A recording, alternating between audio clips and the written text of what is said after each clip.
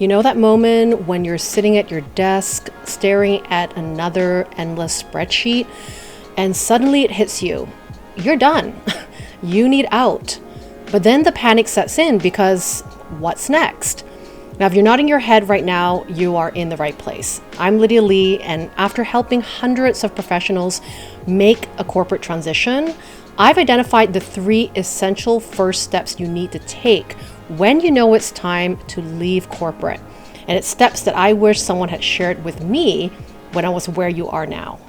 The first and most crucial step, but it's often overlooked, is emotional preparation. Now, I know what you might be thinking. You're saying, Lydia, I don't need to emotionally prepare. I just need a plan to GTFO from my corporate job. But trust me, after watching countless professionals navigate this transition, I've seen how skipping this step can really derail even the most carefully planned exits.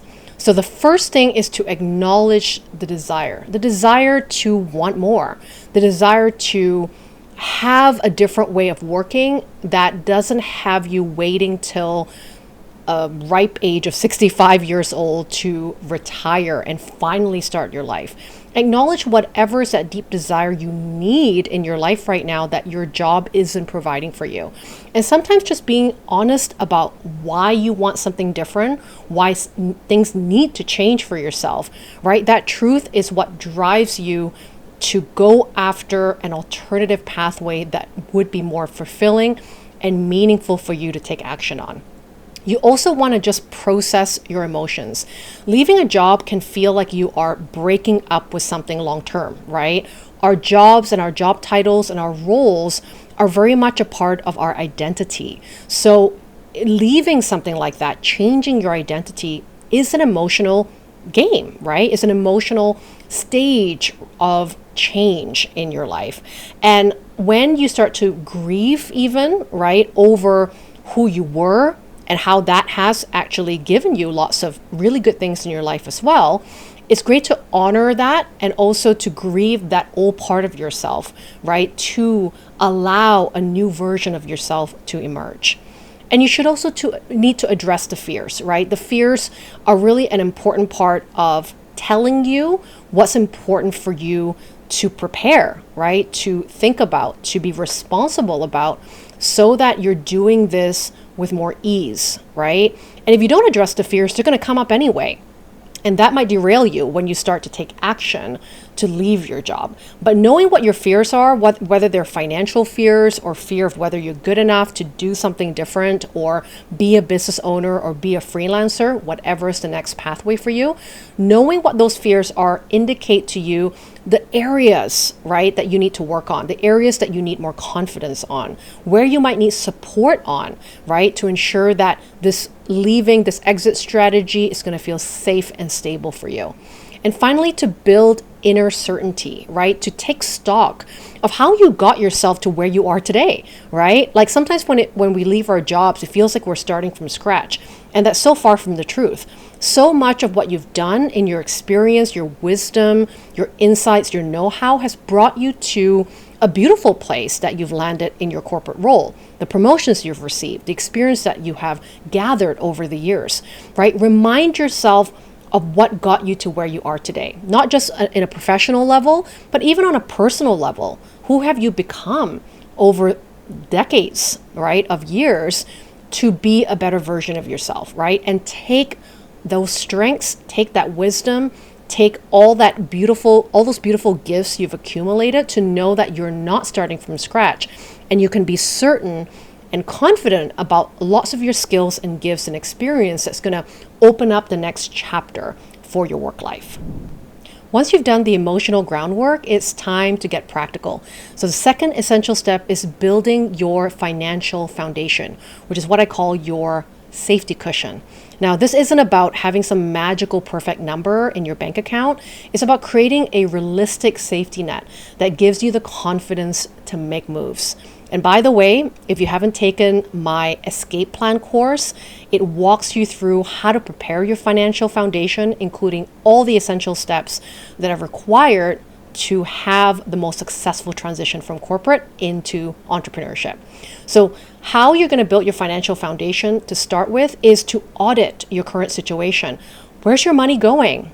How much are you earning right now, and how much of it is going out to what specific expenses in your life? Now, you're going to be able to see when you audit, there are certain things to cut back to be able to have more leeway in your income and what you're taking in every month, and having it wasted, right? Not having it wasted to certain things that no longer either bring you joy or help you to advance towards the life experience you want to have. Like when I did my audit of my financial situation, when I was transitioning from corporate, I realized so much of my money was like going out to eat all the time because I was too stressed out to cook. And so being able to improve that situation by batch cooking or just eating more at home helped me to save like thousands of dollars every month to put towards my escape plan, right? You can also audit like where your money is going that you didn't even realize, like subscriptions or things that you pay monthly that aren't actually like that beneficial for your life anymore. So instead of having like multiple TV channel accounts, like I had Netflix, Hulu, HBO Max, all the things to keep me entertained, just even like, consolidating that to one entertainment channel that supported me again financially, right? To put my money towards the plan that I really want my life to be going towards. Second part of your financial foundation is to calculate the runway that you need. So for that number is really different for everybody. Okay. So for me, I knew that I needed about 5 to 6 months of a runway of my lifestyle costs, right? Whatever that number was after my audit that I discovered. What was that number for me to feel safe in case I needed more runway time to build my business, to build my consulting business at the time?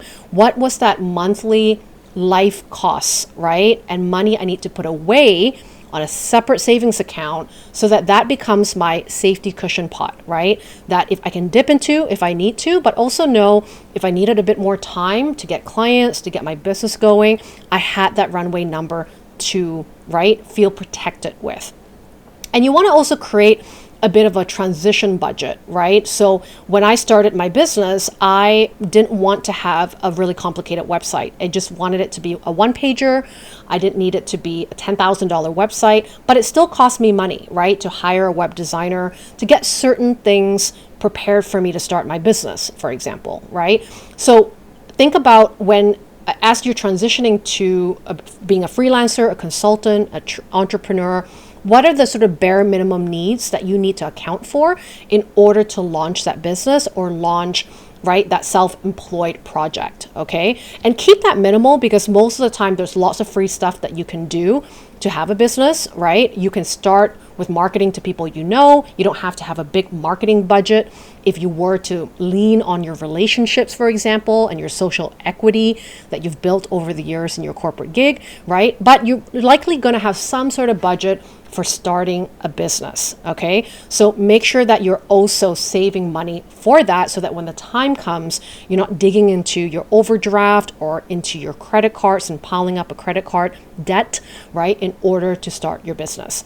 So build that safety net, right? We all need to feel safe when we take that leap. Most of us are not people that want to jump off a cliff and hope the parachute opens to save us, right? So if you are a calculated risk person, just like me, right, making sure to have that financial foundation, right, to start with is going to support you in knowing the exact numbers you need to feel safe to make that leap from your corporate job. The third important step, and this is where most people get stuck, is taking a fresh look at your skills. But here's the thing, we're not just making a boring list of your job duties in your resume. We're going to approach this in a completely different way, okay? So I want you to go through your resume, look at your LinkedIn profile, like whatever it is that you have, can see quickly what you've done over the years.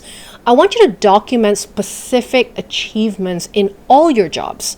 Okay, when you do that, sometimes you'll find some patterns and themes to what you believe are your highest achievements in your corporate career. Sometimes that may not be what people have thought they paid you for.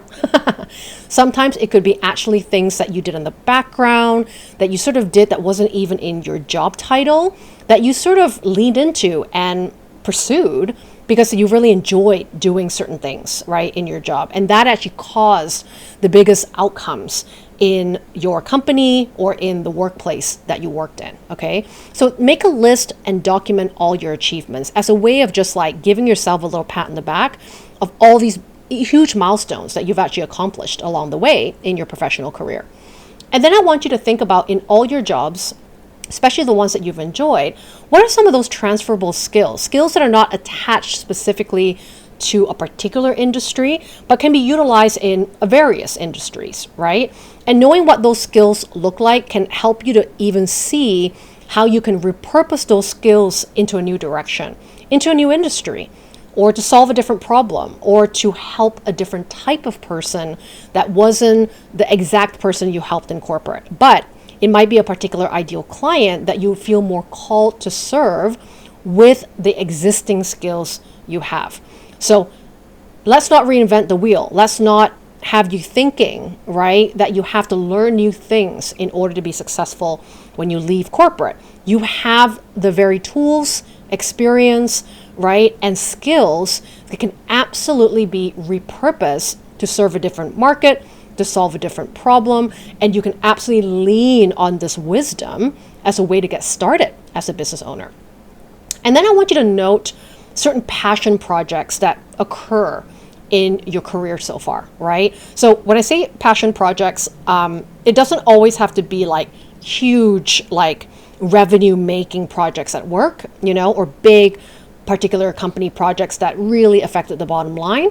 But it could be something even like as meaningful, but can seem tiny at the time. Like if you mentored, a few people in the workplace that you didn't have to do it, but you did it because you joyfully love to change and help people change who they are and be better versions of themselves. And what you identify as a passion project is supporting really talented people to realize their gifts, right? Or to do something better in the workplace. Now, these passion projects are important to identify because it shows you, it kind of shines a light on what it is that feels meaningful for you to do, right? Things that maybe you didn't notice or again have been hired to actually do, but the things that actually brought you fulfillment, brought you joy when you did them. Okay. Now, passion projects doesn't have to be connected only to your professional resume. You can also think about your life. Tons of my clients started businesses not from their resume, but from their achievements in their personal life. What are some projects, the know-how, right, experience that you have in your personal life that maybe other people are coming to you for, or put you on, a bit of a pedestal to say, oh yeah, this person really knows how to do something that I don't know how to do, and they keep coming to you for advice, or they admire you for that, right? Sometimes those are the little wisdom and skills and experience we disregard because we were never paid to do it, but actually could be the transformative gifts that you can actually give in a business. So when you take stock of your achievements, identify your transferable skills, note your passion projects, that's going to help you to map potential directions for what's next for your career, what's going to be meaningful for you. If you were in charge of outlining your perfect job role, what do you want to build your business around? What's the heartbeat in your work that you can't wait to share with the world? Now, if you would love some guidance on how to do this, I mentioned the Escape Plan course.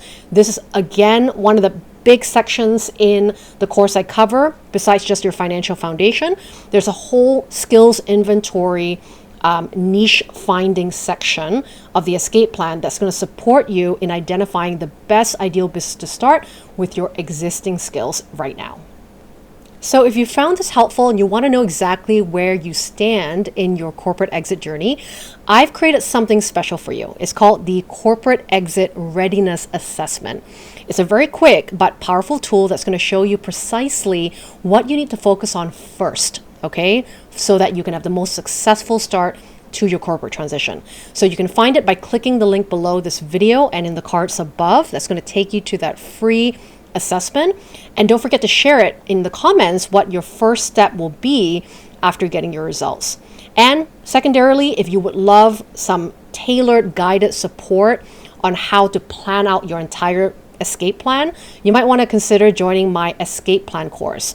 It is super affordable, easy to start today, is self-guided, and you're going to have all the advice and steps in order that you need to prepare the foundation for things like your finances, your skills inventory, your mindset, and support systems to ensure that your transition is done with safety and stability in mind, and for you to feel really confident to know what is next when you leave corporate. Thank you so much for joining me for today's video. And as usual, I love your feedback, your takeaways for what you got from this video. So make sure to leave me a comment underneath this as well. And of course, if there's someone in your life that would benefit immensely from watching this video, please send it to them as well.